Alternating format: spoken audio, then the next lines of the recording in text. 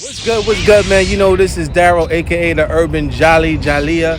You know, I'm here with another Jalia. We're the documentarians, keeping things on record and spreading the news. And I love listening to the radio, car radio vibes. And when I go in between the frequencies and I tile in the 99.5 FM, WBAI on Wednesday, and I listen to Afro Radio, I'm always blown away, man. It's great programming, and I appreciate being able to find these gems that doesn't really have an algorithm as set forth by robotic limbs. It's another mind on the other end sending out these frequencies for a purpose. So I really appreciate the fact that I was able to meet this fellow here who runs the ship of Afro Radio. Don't waste time. And stop by the International African Arts Festival right here in Brooklyn. It's been going on for 53 years. That's important. That's continuity. Yes. Oh, absolutely. They moved it from Boys and Girls High School, and now we're here at Commodore Park.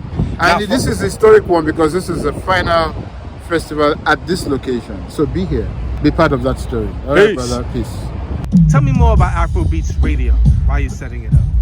Afrobeat Radio is about the beat of the African heart all over the world, where Africans express themselves through the arts, in politics, in culture, in economics, in everyday life. African people express themselves in different languages, different cultures across the world. And our goal is to bring us together to get us talking to each other, because we don't do enough of that. Well, what are we talking about? Everything. Life, music, culture, economics. What's the benefit of talking to one another? We can start thinking together, we can start working together, we can start collaborating, we can start trading, right? We can start trading, we can start reconnecting, we can start healing. But you said you started this Afrobeat Radio in 2007. 2007, yeah. So can you give, is there any description that differentiates the movement that we are seeing now on the radio waves, I would say versus when you started? It's just continuity. Continuity. Right? It's just continuity. Different generation, working with old and new. Through our most difficult period, there was continuity.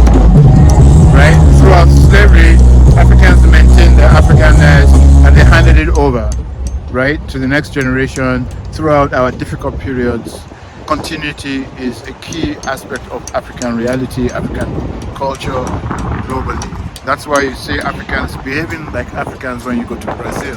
They speak African language. They speak Yoruba there in Bahia, for example. Yeah. You go to Cuba, right? You come over here amongst the African American people, the Puerto Rican people, the Santeria. It's an expression of African life, right, in the New World.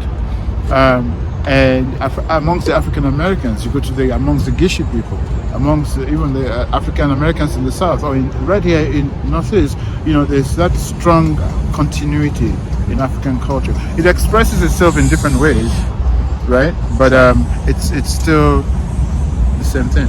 We're the same people. We express ourselves in different ways, in different geographies, in different cultures and languages, in different forms. We don't always recognize that. But that's what it is. Whether you go, it's the African spirit that created the new forms of music in the Caribbean. You have reggae, you have calypso, right? But it's the African spirit. That's the key thing that ties all of us together. Every Wednesday from 10 to midnight on WBAI 99.5 FM, right here in New York City. And you can go to afrobeatradio.org.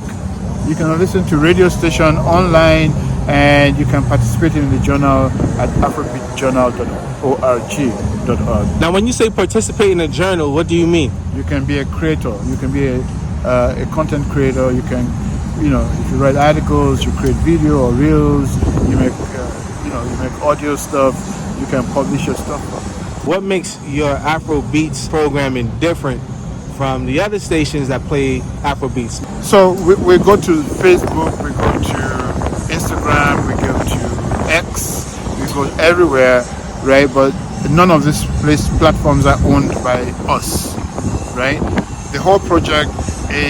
Part of the whole project is to encourage interest in platform ownership, to build platforms that represent our ideas and our ideals, but also in terms of ownership, economic ownership, economic empowerment, platform ownership is very important. That's just part of the deal. We have to build. We have to build.